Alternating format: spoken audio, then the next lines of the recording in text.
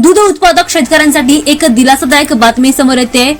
गोकुळ दुधाच्या दरामध्ये आता वाढ होते। दरम्यान कोल्हापूर जिल्हा सहकारी दूध उत्पादक संघ गोकुळने आज दुधाचे नवीन दर जाहीर केले, त्यामुळे शेतकऱ्यांना मोठा दिलासा मिळतो। या निर्णयामुळे शेतकऱ्यांना दूध खरेदी दरामध्ये वाढ मिळते, पण ग्राहकांच्या खिशाला मोठा फटका बसणार आहे।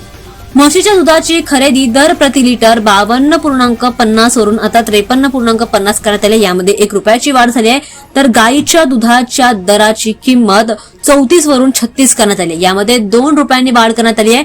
शेतकऱ्यांना दूध विकताना आणि सप्लाय करताना अधिक पैसे आता मिळणार आहेत, त्यामुळे त्यांना आर्थिक आधार मिळण्याची शक्यता आता व्यक्त केली जाते। दरम्यान दूध ग्राहकांना पॅकेट किंवा ढेकळ दूध खरेदी करताना अधिकचे पैसे आता मोजावे लागणार आहेत, त्यामुळे जर शेतकऱ्यांना मोठा दिलासा मिळत असला तरी ग्राहकांच्या खिशाला मोठा फटका बसणार आहे।